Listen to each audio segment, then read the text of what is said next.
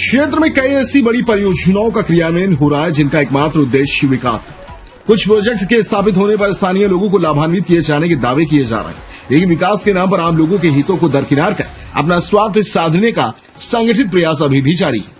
जैसा कि हमने पहले भी इस बात को लेकर एक विस्तृत रिपोर्ट प्रकाशित की थी, जिसमें हमने बताया था कि किस तरह से नियमों की धज्जियां उड़ाते हुए एक परियोजना से जुड़े कार्य को बेधड़क अंजाम दिया जा रहा है। यह सिलसिला अभी बदस्तूर जारी है और हर बार की तरह जिम्मेदार अब भी हाथ पर हाथ धरकर बैठे हुए हैं। धर्मजयगढ़ क्षेत्र में एक जल विद्युत परियोजना का काम तेजी गति से चल रहा है, जिसके लिए धर्मजयगढ़ मांड नदी से लगे हुए प्रभावित क्षेत्र में नहर निर्माण का काम किया जा रहा है। इस बड़े प्रोजेक्ट का क्रियान्वयन मेसर्स मलका renewable energy private limited company द्वारा किया जा रहा है, जिनके उपयोग के लिए संबंधित कंपनी को एनओसी मिल गई है। लेकिन अब यह बात सामने आ रही कि परियोजना क्षेत्र में जिन किसानों की निजी भूमि प्रभावित हो रही है, उस पर प्रभावित किसानों के विरोध के बाद भी काम शुरू कर दिया गया और भूमि स्वामी अपने हक के लिए संघर्ष कर रहे हैं। धर्मजयगढ़ के दमास में जिन किसानों की जमीन इस परियोजना में आ रही है, उनमें से कुछ लोगों से हमने बात की।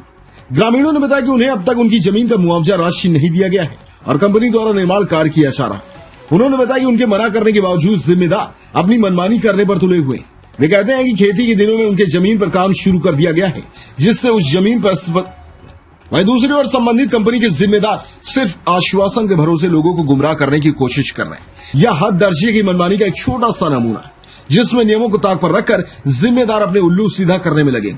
यही नहीं, इस परियोजना के क्रियान्वयन में कई ऐसे तथ्यों को गंभीर रूप से नजरअंदाज किया जा रहा है जो स्थानीय लोगों के लिए नुकसानदेह और नियमों के विपरीत है।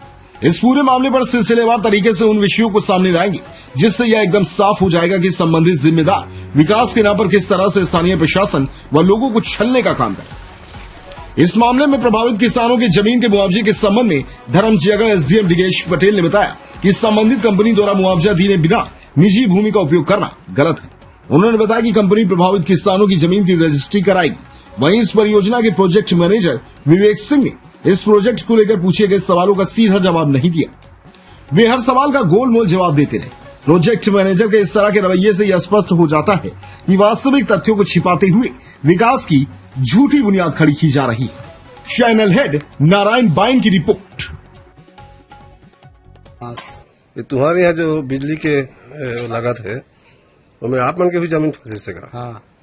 तो मुआवजा मिल गई से? नहीं मिली से। और में काम चालू है कि? चालू है। तो काबल नहीं मिली अभी तक? तो बोला था है रात देंगे, कल देंगे, हम पटवारी को लाएंगे, नाप लेंगे, ऐसे ऐसे बोलते हैं। तो मना नहीं करो तुम काम करे तो हैं, फिर भी काम करे? फिर भी काम करे। तो कितना जमीन फंसी तुम्हारा? मोर 30-32 डिस्ट्रिक्ट है। तो ये जो बिजली के आए मना थे, तो तोर भी जमीन फंसी सो में? हाँ। तो तोर पैसा मिल गई? नहीं मिलल। तो जमीन वही काम करत है कि नहीं करत है? करत है। तो पैसा काबल नहीं देते अभी तक? को जनता अभिदेव का अभिदेव के कथी देत तो नहीं है। अब मोर जमीन तो माटी कादा है। कतक जमीन है तुम्हारा? तोर कतक जमीन फंसी से? को जनता मोला मालूम नहीं है, तो हम जान ही। ठीक।